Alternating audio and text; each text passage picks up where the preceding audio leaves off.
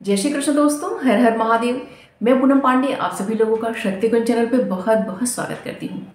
मार्गशीर्ष का महीना, जिसे हम अगहन महीना भी कहते हैं, इस महीने में माता लक्ष्मी को प्रसन्न करने के लिए उनकी विशेष पूजा अर्चना की जाती है।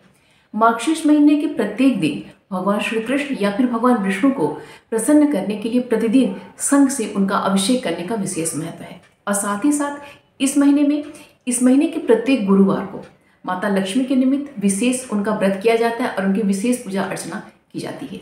वैसे तो हम सभी जानते हैं कि प्रत्येक गुरुवार को भगवान विष्णु को प्रसन्न करने के लिए और अपने गुरु ग्रह को मजबूत करने के लिए बृहस्पतिवार का व्रत किया जाता है, लेकिन वो व्रत अलग होता है। और अगहन महीने में जो गुरुवार का व्रत किया जाता है, जो कि माता लक्ष्मी के निमित्त किया जाता है, ये व्रत बिल्कुल अलग होता है। इस व्रत के नियम अलग होते हैं और इस व्रत में माता लक्ष्मी के निमित्त व्रत किया जाता है और उनकी विशेष पूजा अर्चना की जाती है।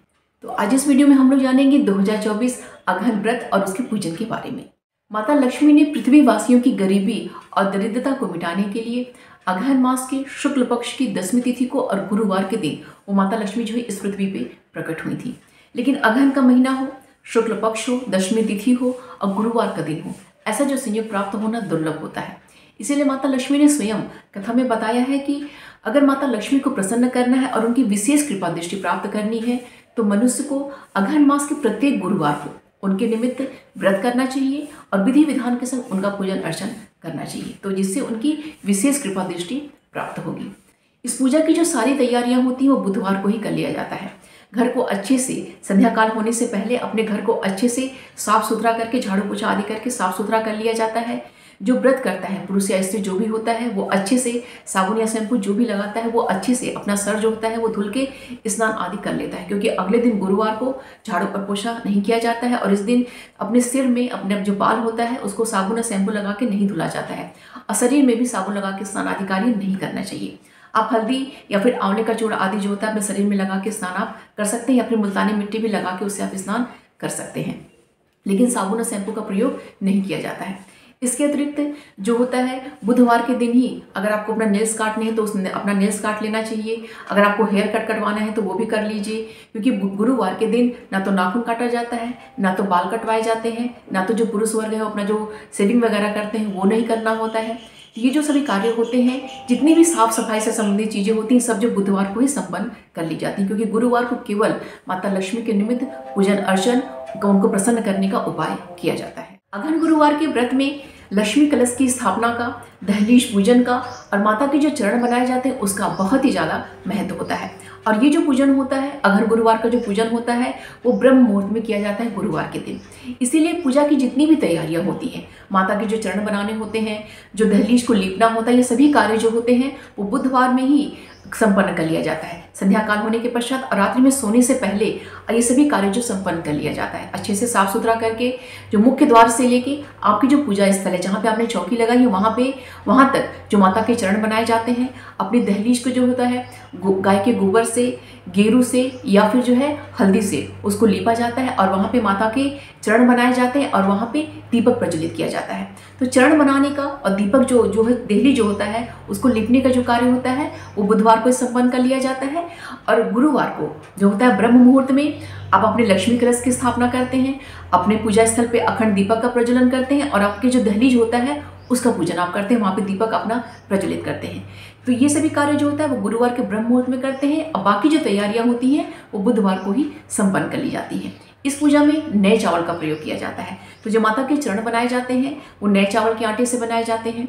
जो हम दीपक प्रज्वलित करते हैं, चाहे अपने दहलीज पे करते हैं या फिर अपने जो पूजा स्थल पे करते हैं, वहाँ पे भी नए चावल का प्रयोग किया जाता है। कलश के नीचे, लक्ष्मी कलश के नीचे भी नया चावल ही रखा जाता है।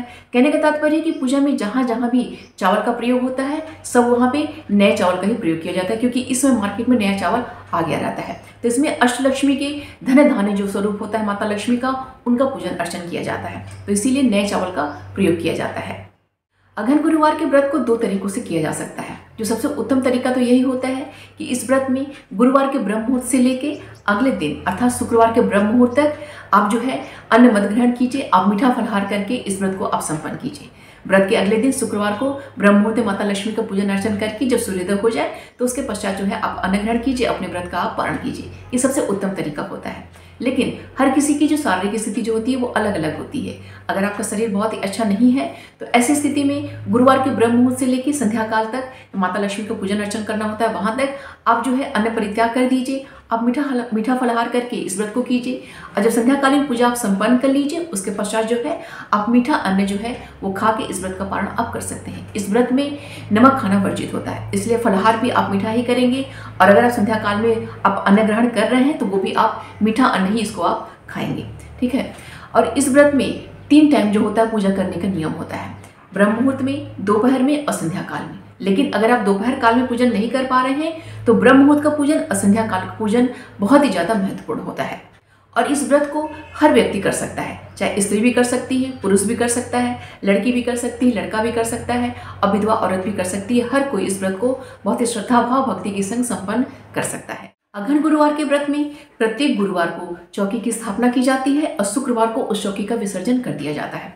ऐसा नहीं होता है कि प्रत्येक जो पहला गुरुवार है उसमें हमने चौकी की स्थापना की और उसी चौकी पे जो है हम प्रत्येक गुरुवार को पूजन अर्चन हम करेंगे, ऐसा नहीं होता है। बल्कि प्रत्येक गुरुवार को चौकी की स्थापना की जाएगी और शुक्रवार को उसका विसर्जन कर दिया जाएगा। ऐसे ही जितने भी अघन में हमें 4 या 5 जो भी हमें गुरुवार प्राप्त होंगे प्रत्येक गुरुवार को ऐसा ही किया जाता है।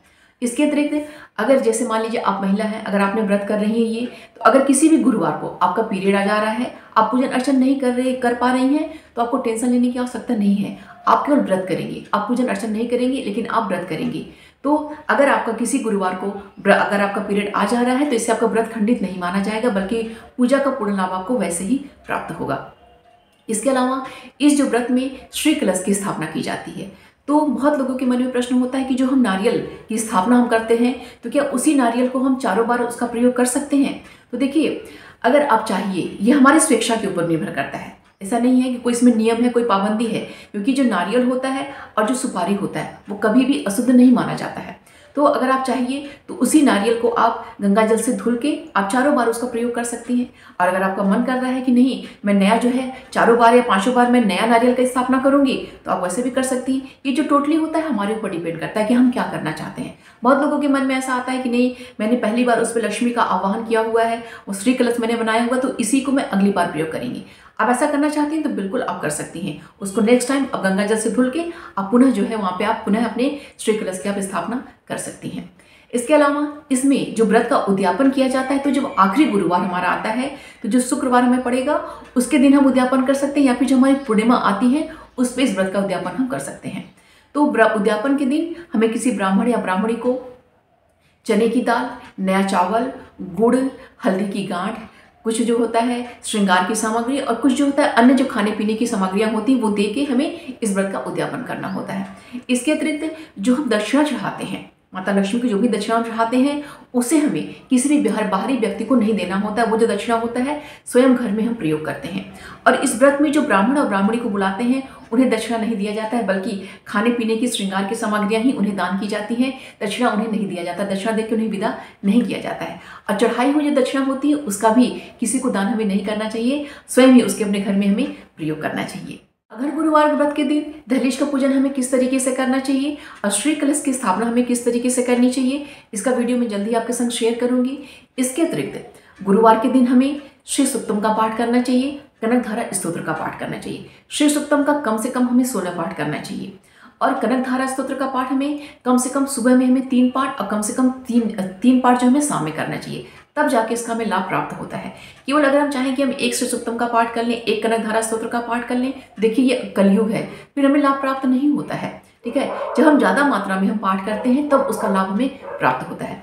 इसके अलावा इस दिन मंत्र का ज़्यादा से ज़्यादा जाप करना चाहिए। ठीक है, तो देवी भागवत में जो माता लक्ष्मी के निमित्त जो मंत्र बताया गया है उसका जाप हमें करना चाहिए। ठीक है, तो वो जो मंत्र है बहुत ही ज़्यादा महत्वपूर्ण है, क्योंकि जब राजा इंद्रदेव को जो जितने भी जो देवी देवता थे वो जब लक्ष्मी विहीन हो गए थे तो माता लक्ष्मी जो प्रकट हुई थी तो उसी मंत्र के माध्यम से उन्होंने जो है माता लक्ष्मी को प्रसन्न किया था। तो उस मंत्र का हमें जप करना चाहिए। वो मंत्र है, अब मैं स्क्रीन पे भी लिख दे रही हूँ, डिस्क्रिप्शन में भी मैं लिख दूंगी। इस मंत्र को आप लोग याद कर लीजिए ताकि गुरुवार के दिन इसका आप जाप अच्छे से कर पाइए। श्रीम ह्रीम क्लीम ऐम कमलवासिन्ये स्वाहा।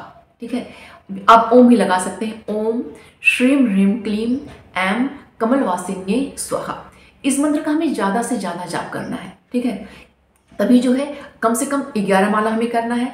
अगर उससे ज़्यादा कर सकते हैं तो वो आपके सामर्थ्य के ऊपर डिपेंड करता है। और जिन जिन लोगों ने धन पोटली का स्थापना किया हुआ है, धन वर्षा पोटली की स्थापना की हुई है, उन्हें ब्रह्म मुहूर्त में और संध्या काल में वहाँ पे हमें जो मैंने 12 नामों वाली माता लक्ष्मी का जो स्तोत्र बताया था, उस स्तोत्र को पढ़ते हुए वहाँ पे धूप दीप आपको अवश्य ही दिखाना है। प्रत्येक गुरुवार को आप विशेष जो वहाँ पे दीपक दिखाइएगा, धूप दिखाइएगा और उस स्तोत्र का पाठ आप अवश्य कीजिएगा। ठीक है, इतना अगर हम करते हैं तो माता लक्ष्मी निश्चित रूप से हमारे ऊपर अपनी कृपा बरसाती ही बरसाती हैं। क्योंकि ये जो व्रत होता है, ये पूजन जो होता है, थोड़ा कठिन जरूर होता है लेकिन बहुत ही ज़्यादा प्रभावशाली होता है। आइए जानते हैं कि 2024 में अघन मास कब शुरू हुआ है और कब समाप्त हो रहा है, ये जानते हैं। और अघन मास में हमें कितने गुरुवार और किस किस डेट पे हमें प्राप्त हो रहा है, इसको जानते हैं। तो अघन मास तो हमारा प्रारंभ हो चुका है। तो 16 नवंबर दिन शनिवार से हमारा अघन मास प्रारंभ है और 15 दिसंबर दिन रविवार को जो है अघन मास समाप्त हो रहा है। 15 दिसंबर दिन रविवार को मार्गशीर्ष पूर्णिमा है, अर्थात अघन मास की पूर्णिमा है। तो इस दिन जो है अघन मास समाप्त हो जाएगा। तो इस अघन मास में हमें 4 गुरुवार प्राप्त हो रहे हैं। तो पहला जो गुरुवार हमें प्राप्त हो रहा है वो रहा है 21 नवंबर को प्राप्त हो रहा है। और दूसरा गुरुवार जो हमें 28 नवंबर को प्राप्त हो रहा है। तीसरा गुरुवार जो हमें 5 दिसंबर को प्राप्त हो रहा है। और चौथा जो गुरुवार हमें 12 दिसंबर को प्राप्त हो रहा है। 12 दिसंबर को हमारा आखिरी जो गुरुवार रहेगा और 15 दिसंबर को तो वैसे ही जो अघन मास समाप्त हो जाएगा, उस दिन जो पूर्णिमा रहेगी। तो इस प्रकार हमें 4 गुरुवार इस जो अघन मास में हमें प्राप्त हो रहे हैं। उम्मीद करती हूँ कि यह वीडियो आप सभी के लिए बहुत ही हेल्पफुल होगा। वीडियो जरा सा भी पसंद आएगा तो प्लीज़ लाइक करिएगा, शेयर करिएगा। चैनल पर अगर नए हैं तो प्लीज़ चैनल को सब्सक्राइब अवश्य कर लीजिएगा। मिलते हैं अगली वीडियो में। अपना और अपनों का ख्याल रखिएगा। जय श्री कृष्ण, हर हर महादेव।